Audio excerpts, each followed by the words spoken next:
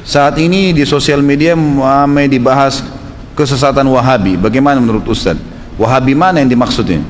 Sekarang di Indonesia ini, jemaah sekalian, orang-orang Syiah lagi gencar-gencarnya mencari kesalahan ahli sunnah. Sekarang ini. Dan subhanallah, perilaku mereka di Indonesia persis perilaku mereka di Yaman. Sebelum terjadi perebutan pemerintahan kayak sekarang ini, persis sama, nggak ada bedanya. Jadi mereka di sana di Yaman itu mengemparkan isu-isu yang tidak benar tentang ahli sunnah dengan sama perkataan Wahabi. Seakan-akan Wahabi ini momok yang menakutkan, gitu kan? Dan itu pusatnya di Saudi. Padahal di Saudi ini orang belajar Al-Quran dan Sunnah, pusatnya. Nabi Muhammad SAW 13 tahun di Mekah, 10 tahun di Madinah, dan sampai hari ini sunnah Nabi SAW masih dijaga, masjidnya masih ada, ya, kemudian ajaran-ajarannya masih semua sempurna. Dari mana kita bisa mempelajari kalau bukan dari tempat lahirnya Nabi dan tempat meninggalnya Nabi SAW? Apakah antum pikir Indonesia bisa lebih hebat agamanya daripada Saudi? Kan tidak mungkin. Maksud saya kota Madinah dan Mekah, ya, sumbernya di sana, gitu kan? Tidak mungkin itu. Tapi itu diangkat seakan-akan momok menakutkan. Itu yang diangkat oleh mereka. Lalu kemudian pemerintah Yaman mulai menangkap-nangkapi ulama-ulama Sunni, dai-dainya, dengan anggap mereka teroris lah, mereka berpaham radikal. Persis seperti di Jakarta sekarang, sama kejadiannya, subhanallah. Sayangnya pemerintah kita nggak membuka mata masalah ini, bahaya sekali.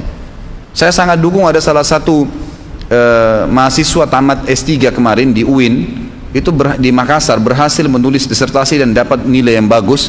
Itu dia tulis Syiah mengancam, ya, mengancam NKRI. Memang betul itu, dan itu terjadi. Mereka memang seperti itu. Pada saat mereka, pemerintah sudah nangkapin ahli sunnah, sampai banyak masjid ditutup, rumah-rumah tahfidz Quran ditutup, dai-dai dikejarin, dipenjarain semuanya, mereka membalik menguasai pemerintahan. Itu yang terjadi. Akhirnya pada saat pemerintah sudah dikuasain, semua masjid dibakar, dirusak, wah, penghafal Quran banyak dibunuh, udah luar biasa deh pokoknya.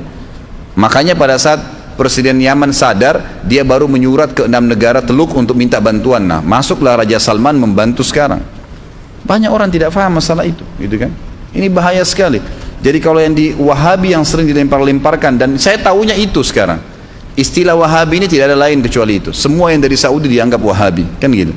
Karena di sana itu orang menjalankan sunnah yang murni. Pengajian saya sering dikatakan, oh pengajian Ustaz Haidar pengajian Wahabi. Kalau emang pengajian yang antum dengar dari awal tadi 2 jam dan setiap hari antum, tiap minggu antum datang, qala Allah, qala Rasul, begini pendapat ulama, kita jelaskan, antum anggap ini Wahabi, inilah pemahaman yang benar, Al-Quran dan Sunnah yang disampaikan.